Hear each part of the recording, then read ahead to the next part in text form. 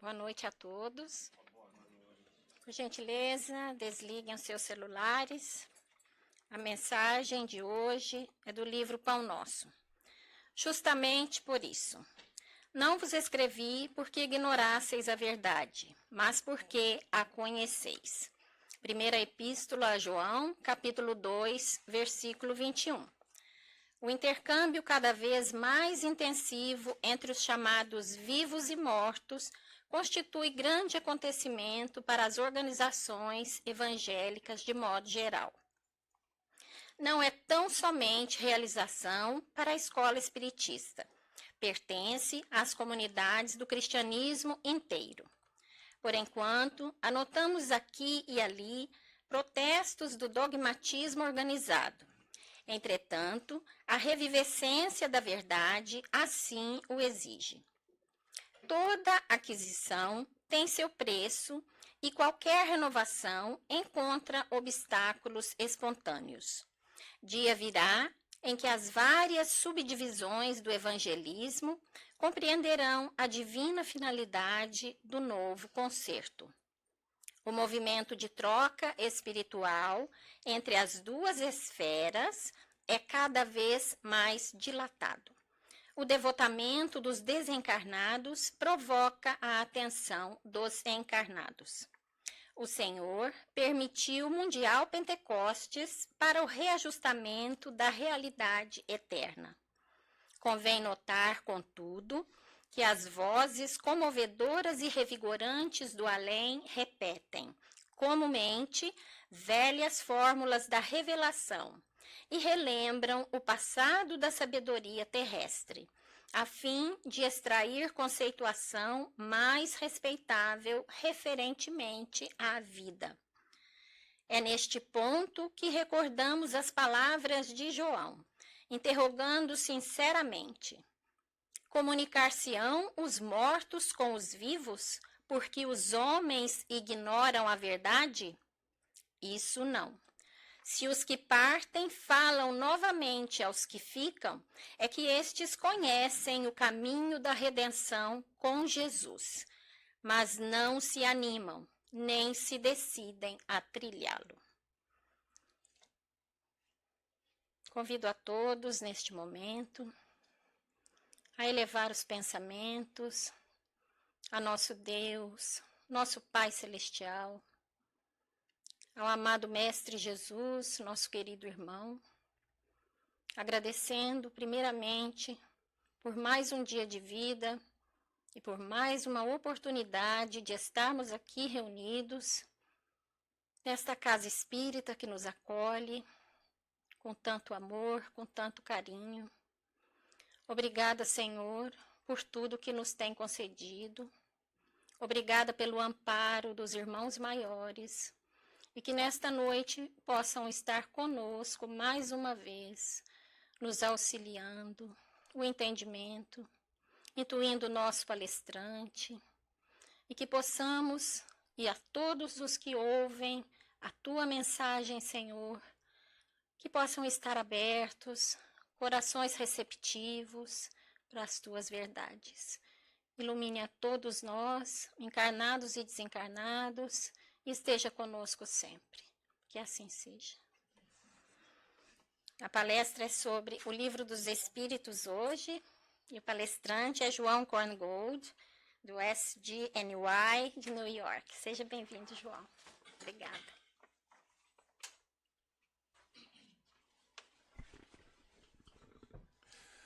Boa noite.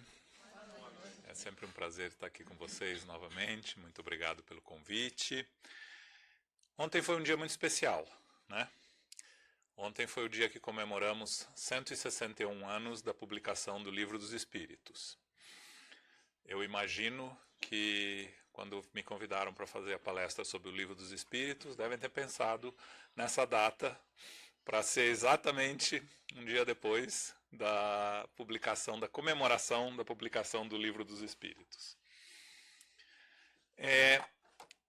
A ideia aqui é da gente explicar como o Livro dos Espíritos foi estruturado, porque nós todos estudamos, ou deveríamos estudar, o Livro dos Espíritos, que é o livro básico do Espiritismo, mas a gente não presta atenção na estruturação que Kardec fez do Livro dos Espíritos. Então a ideia hoje é trazer as razões por que Kardec montou o Livro dos Espíritos do jeito que ele é montado e facilitar também para os que forem estudar, para saber a ordem, como se dirigir, para que parte, para onde ir, e como entender o Livro dos Espíritos.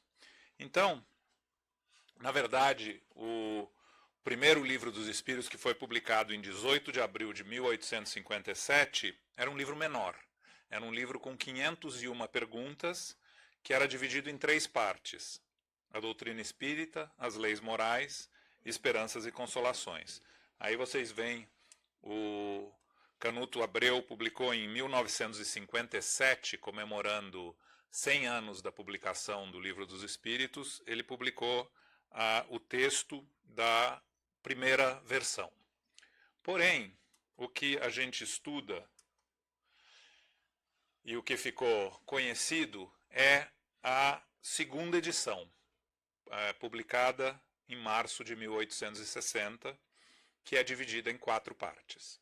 E esse é o livro que ficou famoso, foi revisado, foi a publicação que Kardec mesmo considerou a publicação revisada e final do Livro dos Espíritos. Então a primeira edição fica mais como uma curiosidade hoje em dia do que realmente o trabalho completo, que é o Livro dos Espíritos, a partir da segunda edição. Bom, a gente fala muito dos espíritos, no Livro dos Espíritos, da resposta dos espíritos, mas às vezes a gente esquece de Kardec. Porque Kardec, obviamente, um espírito elevado, ele foi um educador antes de ser espírita. Se vocês conhecem a história de Kardec, ele começou como discípulo de Pestalozzi, que revolucionou a educação para crianças e adolescentes. Foi um seguidor de Pestalozzi que, quando voltou para a França, continuou trabalhando, dando aulas e publicando livros dedicados à educação, muitos deles que são até hoje usados no sistema escolar francês. Então, ele era razoavelmente famoso, como Léon Denis Rivail, e por isso que ele resolveu usar o pseudônimo de Allan Kardec, que era um nome que segundo os espíritos disseram a ele, era um nome que ele tinha tido quando ele pertenceu aos druidas, e, além de tudo, ele não queria chamar atenção para o nome, ele queria chamar atenção para a obra. Por isso que ele usou o pseudônimo Allan Kardec, e quando ele começou a receber as comunicações dos espíritos, que ele resolveu organizar e preparar a obra, ele usou um sistema que é muito lógico. Vocês vão ver como é tudo bem organizado, lógico, filosófico e pedagogicamente. Por isso ele foi chamado o bom senso encarnado. Como a gente falou, as perguntas e respostas, a cuidadosa análise das respostas, a organização, são frutos de uma mente privilegiada. Não é qualquer um que conseguiria fazer o que Kardec fez. Aliás, muitos poucos conseguiriam fazer o que Kardec fez. Dizem que a missão de Kardec, se ele falhasse, seria seguida por Léon Denis, que é um espírito também elevado, que tem obras fabulosas, mas graças a Kardec, ele não se desviou do trabalho, e hoje em dia, muitas vezes, a gente subestima o trabalho dele, dizendo que ele foi o codificador do Espiritismo. Ele foi muito mais que o codificador do Espiritismo. A gente tem que reconhecer a importância do trabalho de Kardec, e à medida que a gente for fazendo esse estudo pedagógico do Livro dos Espíritos, vocês vão ver a grandeza do trabalho de Kardec. Então, esses senhores, na época que as comunicações começaram a acontecer, as mesas girantes, as manifestações espirituais por meio de ruídos e eventualmente por meio de psicografia, eles pediram para Kardec, na época Rivail ainda, analisar e organizar mais de 50 cadernos publicados de comunicações recebidas por diversos médiuns. E Kardec, quando viu esse trabalho, ele concluiu que para elaborar um trabalho abrangente do conhecimento espírita, era necessário preparar metodicamente perguntas que seriam endereçadas aos espíritos semanalmente. Então essas perguntas eram enviadas para espíritos de diversos lugares diferentes, de diversos centros diferentes, e vocês vão ver pelo mundo inteiro. E a gente, de novo, a importância das respostas dos espíritos não pode ser nunca negada, mas o que seriam das respostas se as perguntas não fossem brilhantes? Porque para uma pergunta brilhante, você tem que dar uma resposta inteligente e brilhante. Se você faz uma pergunta banal, como é que você pode responder? Pode, mas torna o trabalho muito mais difícil dos espíritos. Então, a organização de Kardec das perguntas foi que possibilitou aos espíritos darem as respostas que explicavam todas as nossas dúvidas em relação a nós mesmos e a nossa evolução. Para vocês terem ideia, os contatos descritos nas obras de Kardec vieram de 37 países. Então não é que foram dois médiuns de 2 centros espíritas. São 18 países da Europa, 8 da América, 5 da África, 6 da Ásia e 268 cidades. Isso na época que não existia e-mail, não existia avião, o correio ia a cavalo. E com isso tudo, Kardec conseguiu, em mais ou menos 2 anos, e depois na revisão em 4 anos, publicar essa obra fundamental para nós hoje, que é o Livro dos Espíritos. Então, a importância do espiritismo, os princípios espíritas, são os conceitos universais que o espiritismo tem. Ou seja, eles se espalham de norte a sul, leste a oeste, são trazidos através de inúmeros médiums. Nunca é demais lembrar que algum médium que estiver recebendo comunicação de um espírito só corre o grande risco de estar sendo obsediado. Os médiuns recebem comunicações de diversos espíritos. A gente conhece Chico, que recebeu mais de 100 espíritos diferentes. Então essas comunicações também, a importância de ter mais de um médium para você não correr o risco de ser enganado. Não dependem de uma só pessoa. Kardec morreu, o espiritismo continua. O espiritismo, ele não depende de uma pessoa, ele foi codificado por Kardec, mas é uma lição trazida a nós pelos espíritos. Não tem nacionalidade, apesar de muita gente hoje achar que o espiritismo é brasileiro. Na verdade, ele surgiu na França, como vocês sabem, e se espalhou pelo mundo. Nos últimos 100 anos ele se desenvolveu muito mais no Brasil do que no resto do mundo, mas esse é assunto para outra palestra. Então, vamos continuar com essa aqui. Ele não provém de nenhuma religião conhecida, nós seguimos os ensinamentos de Jesus. Jesus é nosso mestre e guia, mas não o Jesus conhecido das outras religiões, que confundem Jesus com Deus, que dizem que Jesus é apenas um profeta. Pelo Espiritismo, nós sabemos que Jesus foi o único Espírito perfeito que passou pela Terra, e o que nós seguimos são as lições guardadas, trazidas por Jesus, e o exemplo trazido por Jesus. Obviamente não tem classe social, é aberto a todos, e as lições são transmitidas gradualmente por espíritos elevados. acabou a codificação e a gente continua até hoje recebendo comunicações dos espíritos e continuaremos sempre recebendo à medida que vamos evoluindo.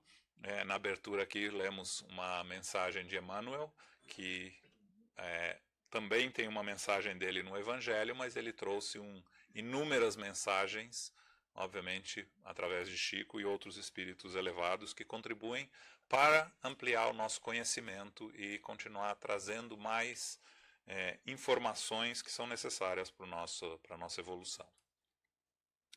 Então, só para vocês verem aí aonde começou tudo, Paris, num sábado de primavera, 18 de abril de 1857, que Kardec publicou o Livro dos Espíritos, nessa galeria d'Orléans, onde ficavam as livrarias de Dentu e de Ledoyen, que são os dois que editaram várias obras espíritas de Kardec. Depois vocês vão ver no fim quantas obras Kardec tem. A gente esquece, fica só com as 5, acha que são só as 5, e vocês vão ver no fim que tem bem mais que isso. Interessante que ninguém quis investir na publicação do Livro dos Espíritos, ninguém se interessou. A primeira edição teve 1.200 cópias e Kardec publicou com o dinheiro dele. Ele vivia com os recursos adquiridos da venda de livros, do trabalho que ele tinha. Ele chegou a abrir uma empresa com o tio, e o tio enganou ele faliu, perdeu o dinheiro, teve de cobrir as despesas, então ele não tinha muita... A vida não era muito fácil para Kardec, mas mesmo assim ele utilizou dos seus próprios recursos para publicar a primeira edição.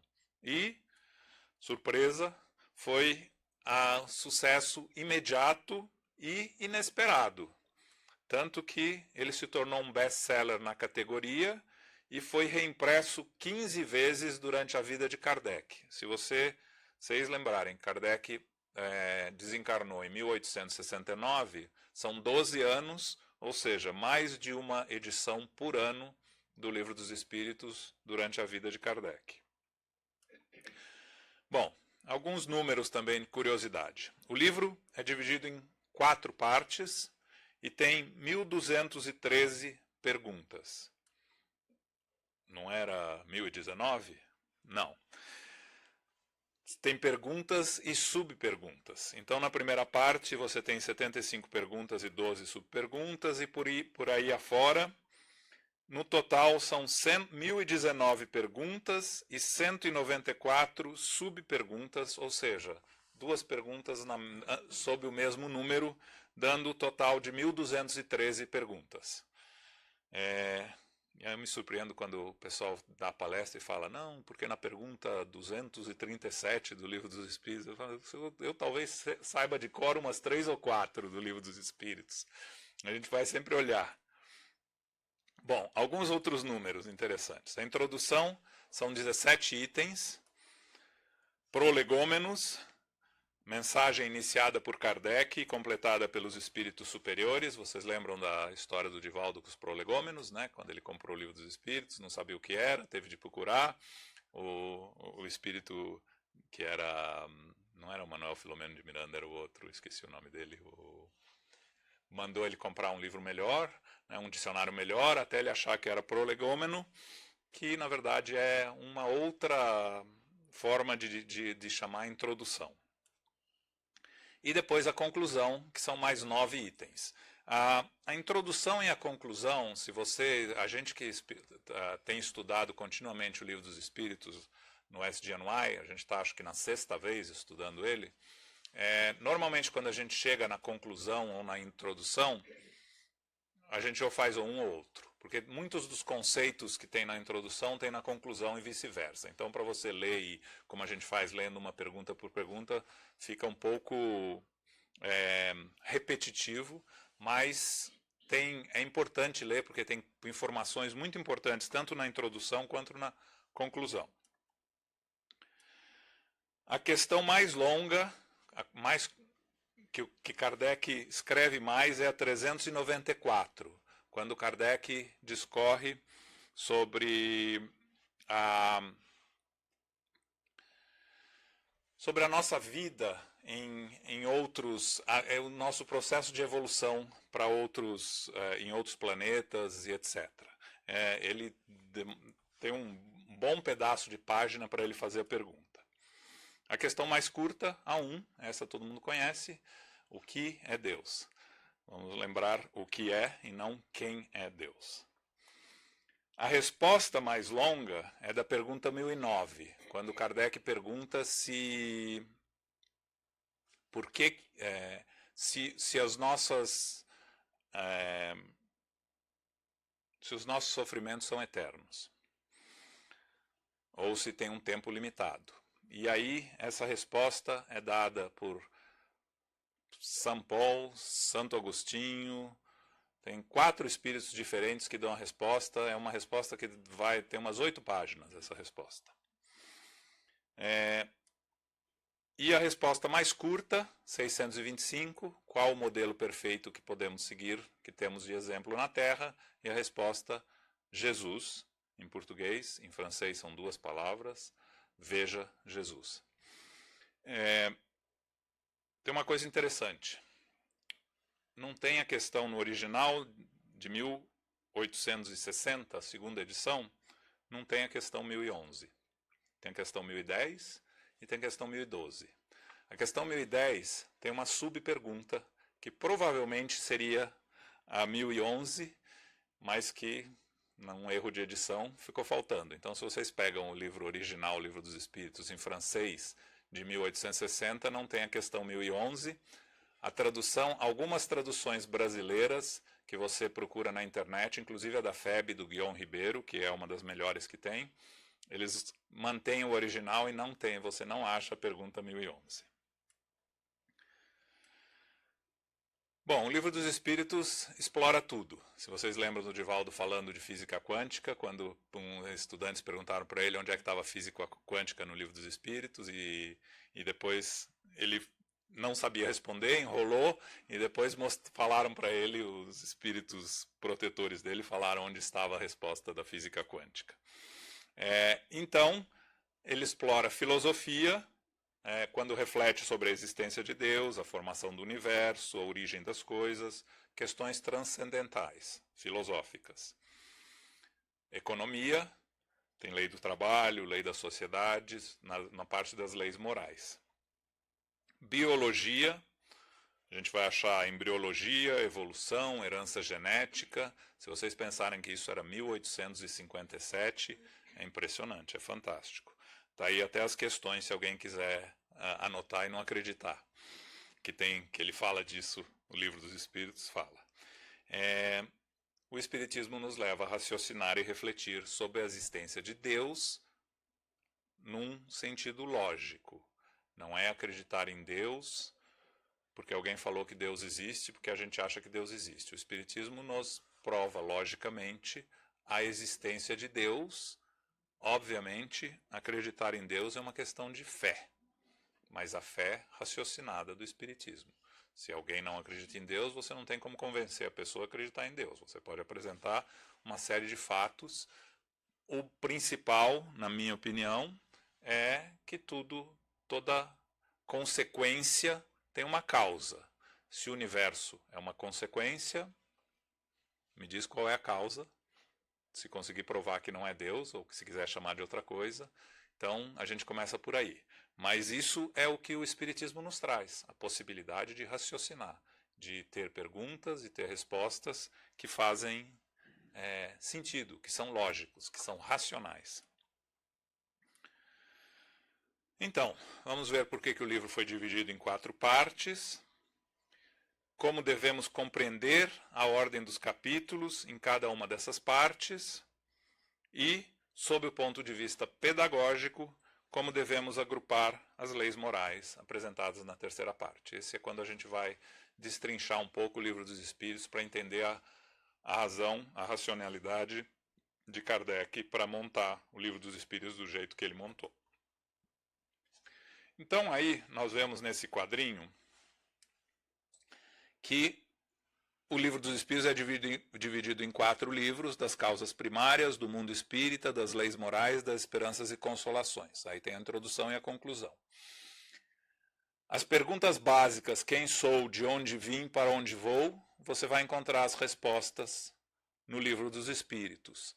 E depois, desenvolvendo o Livro dos Espíritos, você vai ter os outros 4 livros da codificação, a Gênese decorrendo da causa primária, das causas primárias, do mundo espírita, o Livro dos Médiuns, das leis morais, o Evangelho, e das esperanças e consolações, o céu e o inferno, onde você vai encontrar a resposta da pergunta por que ser espírita. Como ser espírita, o Evangelho nos ensina. Por que sofremos, por que passamos por as provações que temos, você vai achar no Livro dos Médiuns e no Evangelho, e na Gênese você vai achar a parte científica espírita. Os cientistas procuram a ciência terrestre na Gênese e não vai encontrar. A ciência dos espíritos é diferente da ciência terrestre, porque para você estudar a relação entre um espírito desencarnado e um espírito encarnado, a mediunidade através da ligação perispírito a perispírito, como a ciência terrestre vai poder estudar isso? E como ela vai chamar de ciência? Mas é uma ciência. São energias. Ciência terrestre não lida com energias, então energias mentais são energias da ciência espiritual. É a ciência que o Espiritismo nos traz e nos ensina. Então essa divisão foi que originou o chamado Pentateuco Espírita, que são as 5 obras. As 4 outras obras básicas são resultados do desenvolvimento de cada uma dessas partes do Livro dos Espíritos. Então a gente estuda o Livro dos Espíritos e aí vai estudar cada uma das obras complementares para aprofundar o nosso entendimento do Livro dos Espíritos. Novamente, falando um pouco da ciência, o Espiritismo procede exatamente da mesma forma que as ciências positivas. Isso nós vamos encontrar nos Gênesis, aplicando o método experimental. Fatos novos se apresentam, ou seja, começam as comunicações, os barulhos, as relações entre o mundo espiritual e o nosso. O Espiritismo observa, compara, analisa e, dos efeitos, partimos para as causas. E aí chegamos à lei que rege as causas. É muito difícil para a ciência terrestre estudar os efeitos se eles não aceitam as causas. Então, por isso que o Espiritismo vai além da ciência terrestre. Aceita tudo que a ciência terrestre prova e nos traz de educação, mas vamos além. Temos a ciência do mundo espiritual, que é a relação entre os espíritos desencarnados e nós, espíritos encarnados, ou almas, como eles chamam no Livro dos Espíritos. Então, agora nós vamos fazer a apresentação pedagógica do Livro dos Espíritos. Como nós falamos, o Livro dos Espíritos é dividido em 4 partes. A primeira parte, das causas primárias, é a seção de definição do objetivo do estudo, onde Kardec estabelece o campo de ação do Espiritismo. Basicamente, Deus. Nós começamos, Kardec começa por Deus. A gente tem que começar pelo Criador.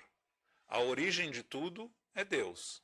Então, o começo do livro tem que começar por Deus. A primeira pergunta tem que ser o que é Deus. E aí ele desenvolve, ao longo dessa primeira parte, a definição de Deus. Aí, na segunda parte, Deus criou os espíritos, nós. Então, temos que estudar os espíritos. Nessa segunda parte, Kardec apresenta, é uma parte mais longa do livro, o mundo dos espíritos, encarnados, desencarnados, transição, etc., como nós vamos ver. É estudado o espírito e suas relações com o mundo físico. Bom, Deus criou os espíritos existem, o que rege os espíritos? As leis morais. As leis que regulam a vida dos espíritos. Então, o aspecto moral desempenha um papel muito importante na interação do espírito com o mundo físico. A natureza do perispírito, ou corpo fluídico, é diretamente relacionada à evolução do espírito. A gente sabe disso, que quanto mais evoluído, mais o nosso perispírito se torna translúcido. E quanto mais grosseiro o nosso perispírito, mais próximo nós estamos do mundo físico ou material.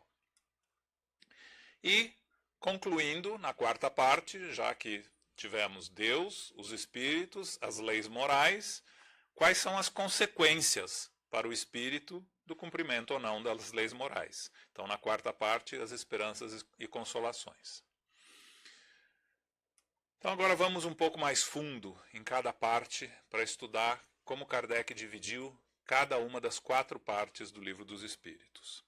Então, na primeira parte das causas primárias, você tem Deus, que criou o espírito e a matéria, a criação. A união do espírito com a matéria forma os seres humanos. Nós somos espíritos que temos um corpo físico e um corpo espiritual. O nosso corpo espiritual fica conosco para sempre. O nosso corpo físico serve para a gente durante a encarnação. Aí na próxima vai ter um outro corpo físico e assim por diante. Então, nessa primeira parte, são 4 capítulos. Kardec estuda Deus, no primeiro capítulo. Depois de Deus, obviamente, os elementos gerais do universo. Deus criou o universo. O que é o universo? Vamos estudar na segunda parte. A criação, que inclui nós, espíritos e matéria. E, finalmente, ele nos traz a noção do princípio vital. O que é o princípio vital? É o que anima todos os seres vivos, aí incluindo plantas, animais e seres humanos. O princípio vital que também é matéria e que provém da matéria quando o espírito adquire um corpo físico, é o que anima o espírito. Quando o nosso corpo físico morre, se existe algum princípio vital, algum fluido vital, ele volta à natureza. Então, basicamente, Kardec, nessa primeira parte, nos dá a introdução de Deus, do universo e a criação. Deus, a causa primária de todas as coisas, criou 2 elementos, o espírito e a matéria, o princípio inteligente do universo e o agente intermediário sobre o qual o espírito atua. Se você quiser ser um pouco mais picky, Deus criou o princípio inteligente que vai evoluindo até se tornar um espírito. Tá? Essa é a parte do lado espiritual. A gente chama de espírito para ficar mais fácil aqui, para a gente correr um pouco mais fácil o trabalho. Mas, na verdade, todos nós começamos como princípio espiritual. A gente se torna espírito quando atinge o estágio humano na Terra e quando a gente começa a desenvolver o nosso livre-arbítrio. O livre-arbítrio não é um presente, é um desenvolvimento que nós fazemos desde que começamos a ser espíritos independentes. Bom, depois de Deus, a segunda parte, vamos estudar o mundo espiritual. E aí vocês veem que temos o mundo físico, o mundo espiritual e os espíritos que transitam pelos 2. Então, nessa segunda parte, Kardec vai nos mostrar, primeiro, a passagem do mundo espiritual para o mundo físico, a encarnação, é o começo.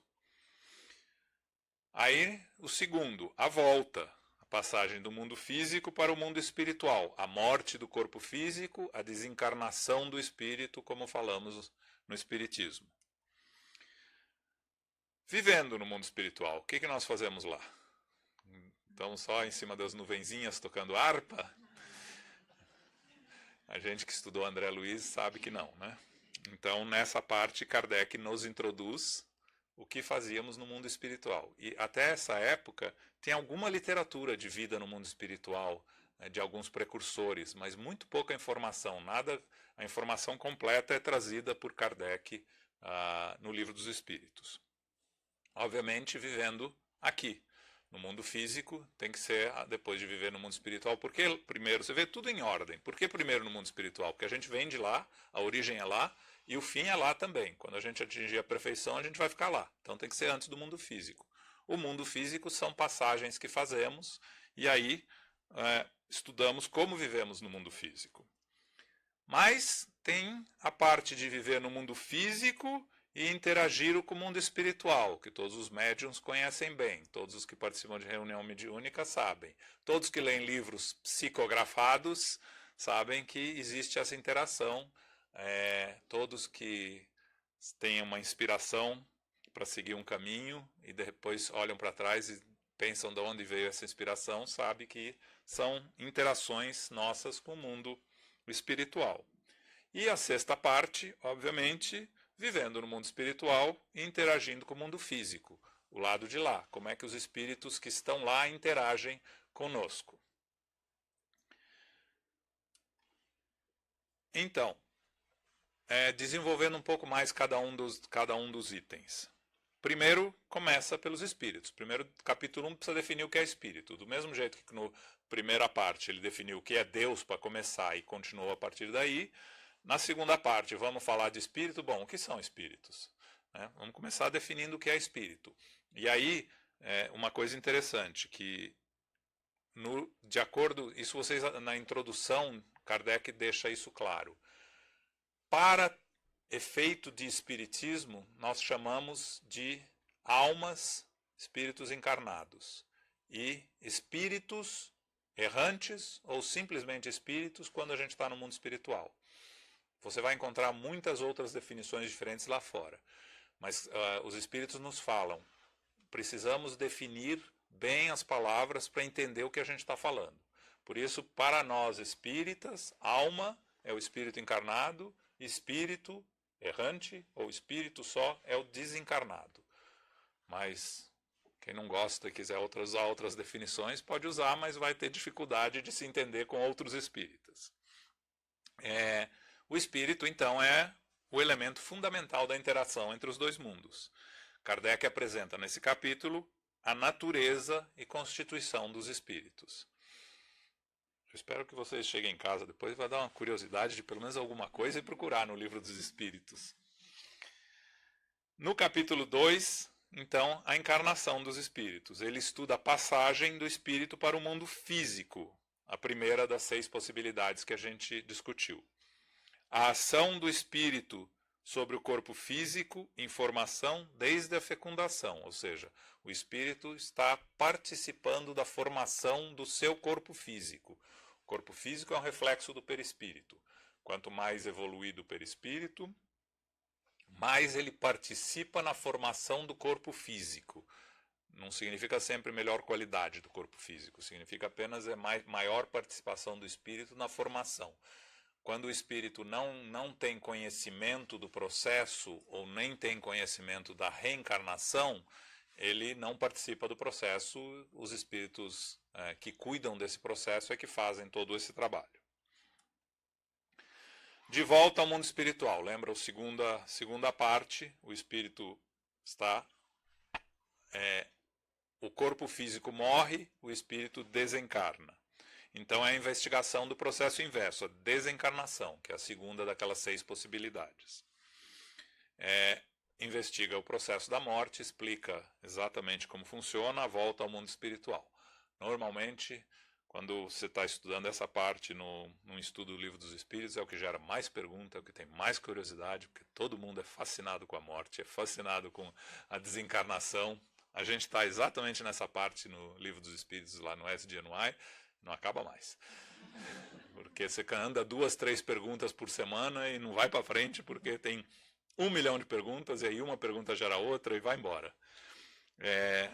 É uma parte que a curiosidade é muito grande, né, na nossa, de entender, porque, na verdade, querendo ou não querendo, por mais que a gente finge que não vai acontecer com todos nós. Todos nós vamos voltar para lá, todos nós vamos passar pela morte do corpo físico, e a gente quer saber o que vai acontecer do outro lado. Depois, então, entre esses processos de encarnação e desencarnação, obviamente nós temos a pluralidade das existências que precisa ser estudado. Kardec formula uma das leis mais importantes do espiritismo das leis naturais, que é a lei da reencarnação, que é a possibilidade do espírito retornar ao mundo físico inúmeras vezes. E aí é uma das grandes diferenças do espiritismo com todas as outras religiões, com todos os outros estudos. Mesmo os que acreditam em reencarnação, 30% dos americanos, segundo a última pesquisa, acreditam em reencarnação. 29,9% não tem nenhuma ideia de como funciona a reencarnação e o que acontece, para onde a gente vai, para onde a gente fica e como acontece, qual o processo. O espiritismo nos explica que a reencarnação é sempre progressiva, que estamos sempre evoluindo, o porquê da reencarnação, porquê da necessidade, tudo isso é trazido só pelo espiritismo. Você não acha a informação tão completa que nem o espiritismo nos dá, você não acha em nenhum lugar, pode procurar. Se achar, traz pra gente. Depois, considerações adicionais sobre a pluralidade das existências, no capítulo 5. Isso é legal, né?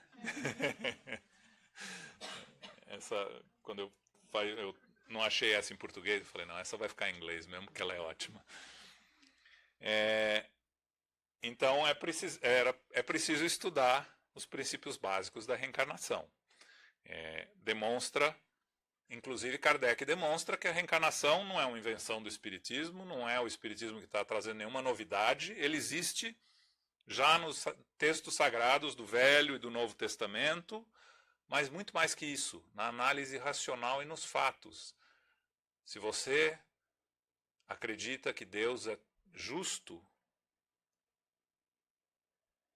como pode explicar não existir a reencarnação? Fica muito difícil explicar a justiça de Deus sem a reencarnação. Porque aí você olha em volta e você vê tanta injustiça que não pode ser criado por Deus, essa injustiça. Não, mas se você estuda a reencarnação e entende o processo que cada uma das pessoas passa e tem que passar no nosso processo evolutivo, você volta a ficar confortável em entender a justiça de Deus e a perfeição divina. Bom, depois a vida espiritual. De novo, na época que Kardec trouxe todo esse estudo, as respostas dos espíritos sobre a vida espiritual, era o mais completo estudo de como o espírito vive no mundo espiritual. Obviamente, depois disso, nós tivemos muito mais informação, principalmente por André Luiz, por Divaldo e Manuel Filomeno de Miranda, e então nós temos um desenvolvimento muito maior do entendimento de como é a vida no mundo espiritual. Mas na época de Kardec foi a explicação mais completa que existia no mundo, naquela época, foi trazida pelo Livro dos Espíritos. E depois, no capítulo 7, a volta do espírito à vida corpórea ou física. Aí investiga a vida e o que ocorre quando o espírito vive num corpo físico. Ou seja, nós vamos estudar a perda da memória, que essa é uma pergunta fundamental, né? Por que todo mundo pergunta, qual a justiça se eu não lembro de nada do que eu fiz? Eu não posso ser culpado por coisas que eu não lembro. Não é bem assim, o Espiritismo nos explica que todo o que nós somos é uma consequência de tudo que nós fomos no passado. A versão nossa é a melhor versão que a gente já teve. Não teve nenhuma melhor antes, não. Essa é a melhor. Mas você tem algumas coisas que soam injustos se você não acredita em reencarnação ou na justiça de Deus, a deficiência mental, a genialidade e outras limitações. E os espíritos vão nos explicando todos esses itens no capítulo 7, que é a volta do espírito à vida corpórea e as limitações que um corpo físico encontra, que não o permite acessar totalmente toda a informação que existe no espírito. O espírito nunca perde nada do que adquiriu. A evolução moral e intelectual de um espírito pertence a ele por toda a eternidade. O que acontece nas encarnações é, às vezes, o bloqueio ao acesso de algumas informações que temos e que não nos serão úteis na encarnação por diversos motivos. Então, eles ficam mais ou menos dormentes, principalmente na parte intelectual. Na parte moral a gente sempre traz tudo. Se você não é paciente, você vai continuar não sendo paciente na encarnação. Se você é paciente, você não vai perder a paciência na encarnação, porque já é uma coisa adquirida. E aí, depois, aquele quinto item, que é a emancipação da alma. Lembra? A alma é o espírito encarnado. Então, como o espírito vive no mundo físico e é capaz de interagir com o mundo espiritual, nós vamos estudar sonambulismo, sonhos, letargia, catalepsia, dupla vista, êxtase. São todas as interações do espírito encarnado com o mundo espiritual. E daí, o outro lado, a intervenção dos espíritos no nosso mundo corpóreo, físico. Ou seja, o que a gente conhece, todo mundo sabe, obsessão, o que todo mundo fala, é a primeira palavra que vem à cabeça. Mas tem mais coisa além de obsessão. A interação dos espíritos que atuam no nosso dia a dia. Como os espíritos nos dizem, na verdade, atua muito mais do que a gente imagina.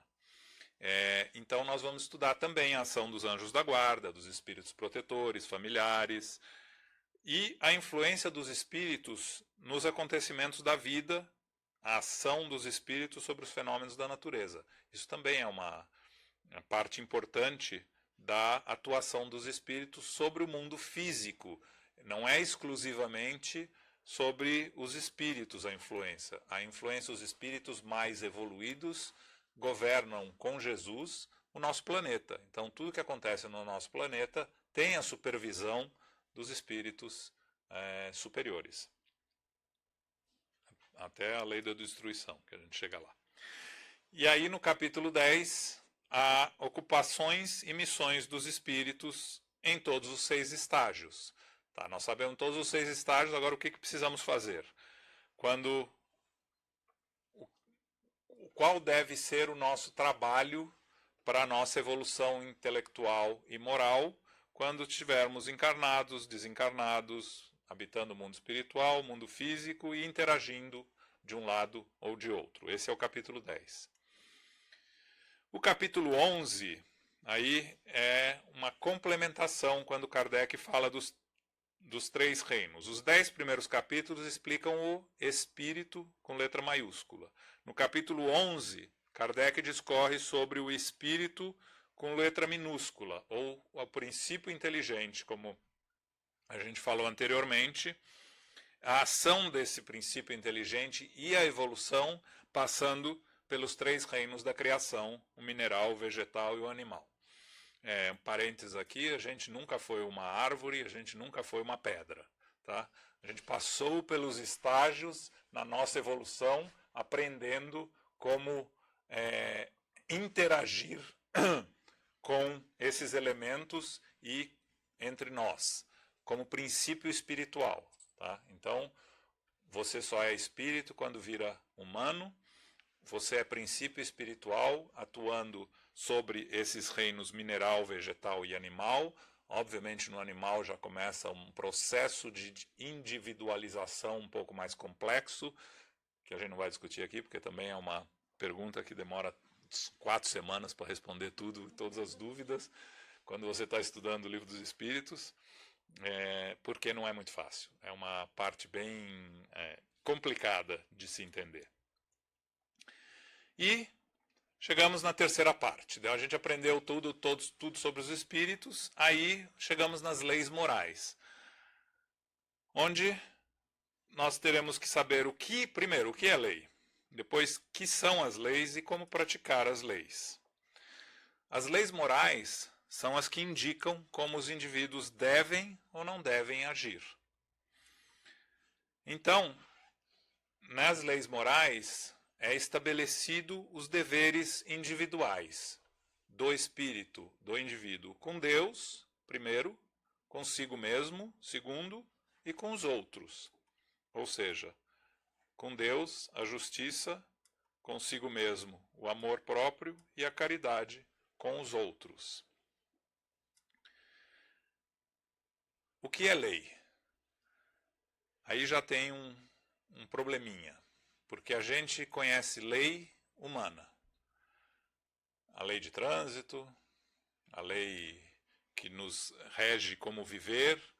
As leis humanas são leis imperfeitas e que podem ser mudadas e vão mudando à medida que vamos evoluindo. Na verdade, a lei divina ou lei natural não deveríamos chamar lei, porque a gente cai na confusão com a lei humana, que é uma lei imperfeita. Mas ainda não inventamos palavra melhor. Então, vamos ficar com lei mesmo. A lei divina, lei natural, lei de Deus, que é a lei perfeita, que é a definição, a regra de como seguir. A lei nos mostra como seguir, como funciona a natureza, as leis naturais, como funciona a natureza. Então, as leis morais a gente pode dividir em 4 partes. A primeira parte, lei de adoração e do trabalho. Na segunda parte, a lei de reprodução, de preservação e de destruição. Na terceira parte, a lei de sociedade, de progresso, de igualdade e liberdade. E na última, a que abrange todas as outras, que é a lei da justiça, amor e caridade.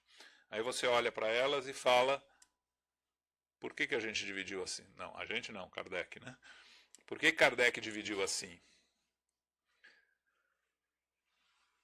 Começamos, qual era o capítulo primeiro do Livro dos Espíritos? Deus.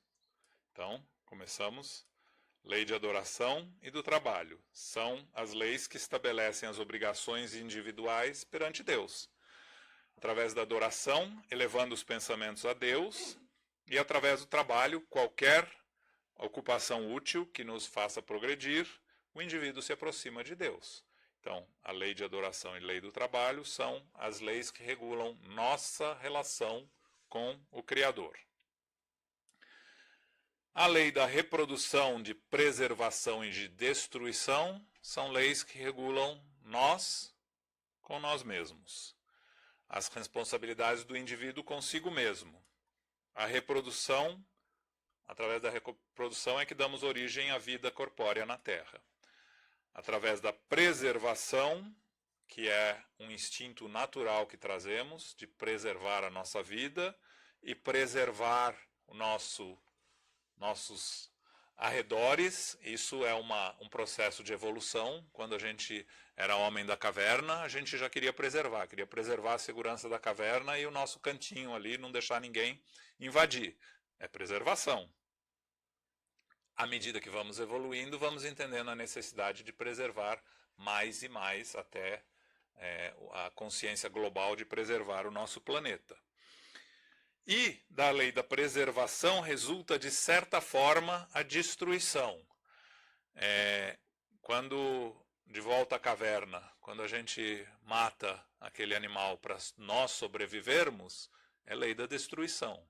Quando a gente destrói a planta, mesmo que seja para comer, é lei de destruição. Então a lei de destruição vai muito mais do que os acidentes naturais. No nosso processo evolutivo, a lei da destruição é uma lei importante, faz parte da nossa jornada, da nossa caminhada. E sabendo que tudo que existe aqui é perecível e vai deixar de existir, corpo físico, animais, plantas, minerais, a Terra em 5 bilhões de anos vai deixar de existir, sabemos que tudo isso é parte do processo evolutivo. A única coisa que é indestrutível é o espírito. Nós, espíritos imortais, nunca seremos destruídos. Então, são as leis que regulam a nossa relação conosco. Bom, depois de aprendermos a regular conosco, vamos ter que lidar com os outros, né? É a lei da sociedade, do progresso, da igualdade e da liberdade. As obrigações do indivíduo perante os semelhantes são estabelecidas nas leis acima. Da vida em sociedade, onde se pode praticar a fraternidade, resulta o progresso. Nós juntos queremos progredir, queremos criar condições melhores para nós vivermos, mais confortáveis. A busca do progresso é uma busca de criar melhores condições de vida para nós, encarnados, tanto na parte de moradia, quanto na parte de medicina. Tudo são progressos que fazemos visando o nosso bem-estar como sociedade. obviamente, quanto mais progresso, mais a noção de igualdade e liberdade fazem parte do nosso dia a dia. Porque se você não tem liberdade, você não dá liberdade a outros, você não está tratando o semelhante como deve ser tratado. À medida que progredimos e entendemos que somos todos iguais perante a Deus, desenvolvemos a lei da igualdade e da liberdade, que cada um escolhe o seu caminho e cada um faz o seu próprio destino. Obviamente, vivendo em sociedade, nós criamos leis que nos permitem viver em harmonia e tentando prevenir os indivíduos que causam distúrbios à sociedade. Nós precisamos preservar a sociedade como um todo e, às vezes, é necessário isolar quem pode causar danos à sociedade. E, por fim, a lei da justiça, amor e caridade, que é a 10ª lei moral, que abrange todas as outras. Então, para resumir, Deus, justiça, através do amor, criou o ser humano que, para viver bem entre os semelhantes, precisa praticar a caridade. Então, na pergunta 648 do Livro dos Espíritos, eles nos falam que essa divisão da lei de Deus em 10 partes é a divisão de Moisés, que já existe desde o Velho Testamento, e isso é essencial. A última lei é a mais importante, a lei da justiça, amor e caridade, por ser a que faculta ao ser humano adiantar-se mais na vida espiritual, já que ela resume todas as outras. Então, focando um pouco na caridade, Kardec afirma: amar ao próximo é fazer a ele ou ela todo o bem ao nosso alcance, tudo o que desejaríamos que fosse feito a nós mesmos. É a mais completa prática da caridade, porque contém todas as obrigações do indivíduo perante os outros. Por que a caridade encompassa todas as obrigações para com os outros? Na pergunta 886, Kardec pergunta: qual o verdadeiro sentido da caridade como a entendia Jesus? E a resposta dos espíritos: benevolência para com todos, indulgência para com as imperfeições dos outros e perdão para as ofensas. Então podemos perguntar, refletindo, julgando e avaliando meu próximo, como devo agir? E a caridade responde com indulgência. Como devem ser minhas ações perante ao meu próximo? E a caridade responde, benevolentes. Como devo avaliar as ações do meu próximo? A caridade responde, perdoando. Justiça, amor, caridade.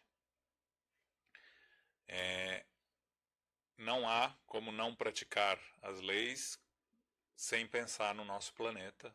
Por isso, algumas anotações aí. Não existe planeta B. Esse é o nosso planeta. O que acontece no Ártico não fica só no Ártico.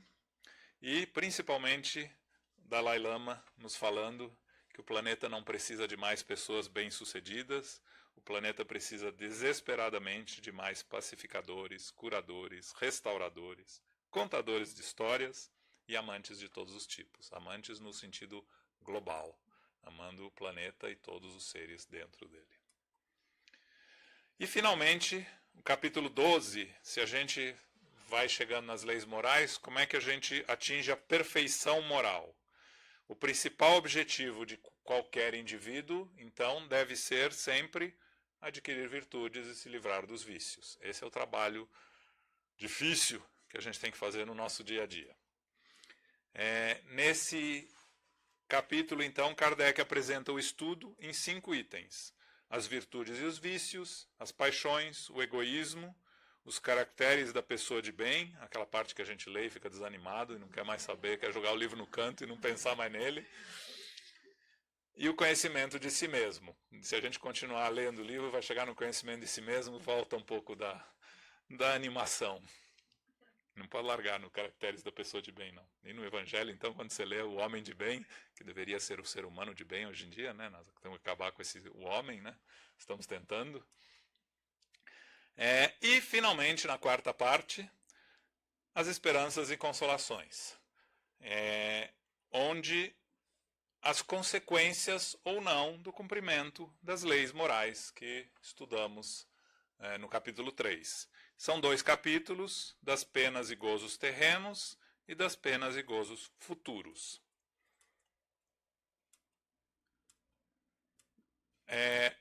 Na primeira parte, no capítulo 1, contém as consequências para o espírito aqui no mundo físico, do cumprimento ou não das leis morais nas diversas encarnações.